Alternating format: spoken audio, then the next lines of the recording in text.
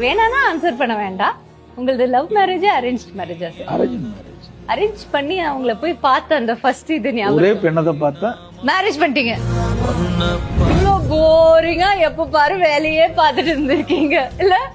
அது வந்து எங்களோட ஒத்து போறாங்க. குடும்பத்துல எனக்கு எந்த பிரச்சனையும் கிடையாது. நீங்க ஏதாவது பேசி பிரச்சனை உண்டாக்கி இல்ல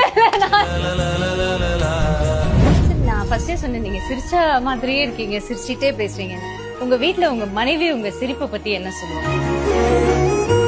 கல்லூரிக்கு போறதே ஒரு ஸ்டைலா போவீங்களா? ஸ்டைல் எல்லாம் கிடையாது. என்னுடைய வேலை பளு. அப்ப நான் வந்து ராயல் என்ஃபீல்டு. உங்களுக்கு பைக்கா காரான்னு இப்போ சும்மா ஒரு கேள்வி கேட்டேன். செடி வாடி போயிருந்தது எங்கேயோ, அதை பார்த்து நீங்க ரொம்ப வருத்தப்படி, அது என்னப்பா என் செடி வாடி போயிருக்கு அப்படின்ட்டு அவ்வளோ ஆசையா உங்களுக்கு அந்த விவசாயம் மேல. நீங்க சொன்னீங்களா வாடி போகுதுங்க, இந்த செடி வளர்த்ததுக்கு எவ்வளவு கஷ்டம்னு விவசாயத்தை. அது வாடி போனா வாழ்க்கை முடிஞ்சு போச்சு. எங்க அப்பா அம்மா எல்லாம் விவசாயம், தாத்தா விவசாயம். உங்களுக்கும் இன்ட்ரெஸ்ட் தானே? விவசாய பணியில முழுமையா ஈடுபடுத்தி விவசாய பணி தான் செஞ்சுட்டு இருந்தேன். இன்றைக்கும் என்னுடைய பணி விவசாயம் தான், என்னுடைய தொழில் விவசாயம்.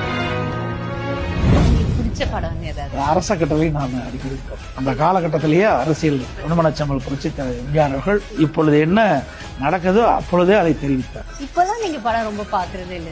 படம் திரையரங்கு போய் 20 ஆண்டு ஆகும்.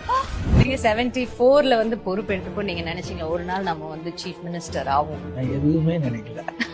இளைச்செயலாளராக பணியை தோக்கணும், இறைவன் படிப்படியா உழைப்பு. ஏன் சார் அரசியல்வாதிகளை பார்த்தாலே கொஞ்சம் பயப்படணும்னு ஒரு சினிமா பார்த்து அது அப்படி ஆயிடுச்சா? நீங்க என்கிட்ட பேசிட்டு இருக்கிறீங்க, பயந்துட்டே பேசிட்டு இருக்கீங்க. எல்லாருமே அந்த சட்டையில வந்து அந்த போட்டோ வச்சிருப்பீங்க இல்ல சார், அது தெரியற மாதிரி சட்டை இப்ப கூட வச்சிருக்கீங்க. அதான் அது எப்போ ஃபர்ஸ்ட் வச்சீங்கங்கிற ஞாபகம் இருக்கு? அம்மா நாங்க வந்து தலைவருக்கு பின்னாடி அம்மா தான் அந்த இயக்கத்தை வழிநடத்தினார். எங்களுடைய தலைவருக்கு கொடுக்கின்ற மரியாதை மட்டும் அவர் வழியிலே செயல்பட வேண்டும் என்பது இந்த புகைப்படமே வந்து நமக்கு ஒரு வலிமை.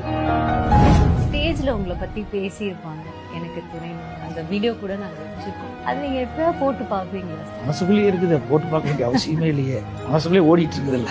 கட்சியை உடைக்க ஒரு சில துரோகிகள் முயன்ற போது கட்சி கட்டுப்பாட்டை காப்பாற்ற வேண்டும் என்றும் கட்சி தலைமைக்கு உறுதுணையாக இருக்க வேண்டும் என்றும் எடுத்து கூறியவர் அந்த சகோதரர் திரு பழனிசாமி அவர்கள். அவங்களை மிஸ் பண்றீங்களா?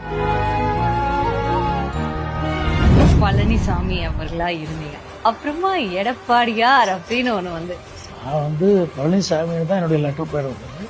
அம்மா தான் எடப்பாடின்னு